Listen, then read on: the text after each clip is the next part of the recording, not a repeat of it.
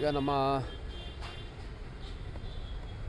Old Hubli police station ಠಾಣಾಧಿಕಾರಿ ಮೇಲೆ ಒಂದು anonymous petition ಸಾಮಾಜಿಕ ಜಾಲತಾಣಗಳಲ್ಲಿ ಮಾಧ್ಯಮಗಳಲ್ಲಿ ಹರಿದಾಡಿತ್ತು. ಮತ್ತು ನಮ್ಮ ಹಿರಿಯ ಅಧಿಕಾರಿಗಳಿಗೂ ಕೂಡ ಅದು ಕಾಪಿ ತರಿಸ್ಕೊಂಡು ನಾನು ನಿನ್ನೆ ನೋಡಿದೆ.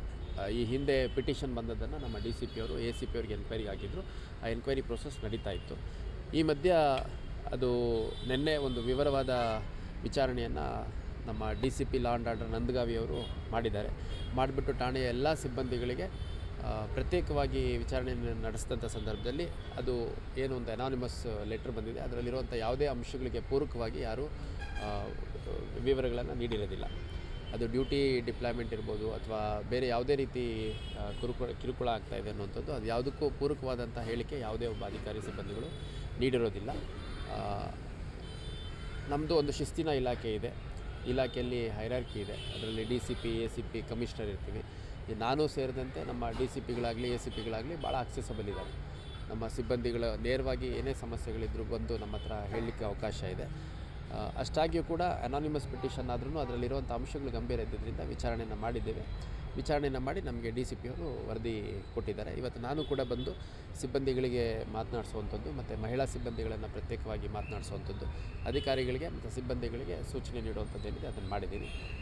ಒಟ್ಟಾರೆಯಾಗಿ ವಿಚಾರಣೆಯಲ್ಲಿ ಆ ಒಂದು ಪಿಟಿಷನ್ ಏನು ಎಲ್ಲ ಕಡೆ ಇದಾಗಿದೆ, ವೈರಲ್ ಆಗಿದೆ, ಅದಕ್ಕೆ ಪೂರಕವಾದ ಯಾವುದೇ ಅಂಶಗಳು ವಿಚಾರಣೆಯಲ್ಲಿ ಕಂಡುಬಂದಿರೋದು. 7 ರೂಲ್ ಕೊಟ್ಟಿದ್ದಕ್ಕೊಂದು ಇಲ್ಲಿ ನೋಡ್ರಿ,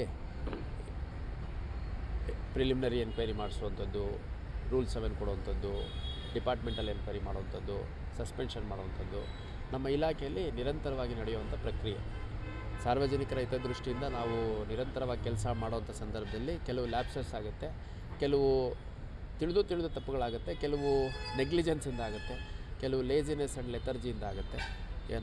ನಾನೇ ವೈಯಕ್ತಿಕವಾಗಿ ಸುರೇಶ್ ಏನು ಇನ್ಸ್ಪೆಕ್ಟರ್ ಇದ್ದಾರೆ ಠಾಣಾಧಿಕಾರಿ, ಅವ್ರಿಗೆ ಒಂದು 6-7 ರೂಲ್ 7 ನಾನೇ ಕೊಟ್ಟಿದ್ದೀನಿ.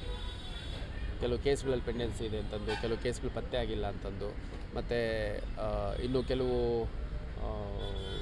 ಕಾರ್ಯವೈಖರಿಯಲ್ಲಿ ಏನಾದರೂ ವ್ಯತ್ಯಾಸಗಳು ಆದಂಥ ಸಂದರ್ಭದಲ್ಲಿ ಎಲ್ಲ ಅಧಿಕಾರಿಗಳು ಕೊಟ್ಟಿದ್ದು, ಇವ್ರಿಗೆ ಅಂತಲ್ಲ, ನಮ್ಮೆಲ್ಲ ಅಧಿಕಾರಿಗಳಿಗೂ ಠಾಣಾಧಿಕಾರಿಗಳಿಗೆ ಮುಖ್ಯವಾಗಿ ನಾನು ನೇರವಾಗಿ ಅವ್ರುಗಳದ್ದು ವರ್ಕ್ ಸೂಪರ್ವಿಷನ್ ಮಾಡೋದ್ರಿಂದ ಎಲ್ಲೆಲ್ಲಿ ಪೆಂಡೆನ್ಸಿ ಇರುತ್ತೆ 2, 3, 4, 5, 6 ಗಟ್ಟಲೆ ರೂಲ್ 7ಗಳು ನಾನು ಎಲ್ಲ ಅಧಿಕಾರಿಗಳಿಗೂ ಕೊಟ್ಟಿದ್ದೀನಿ.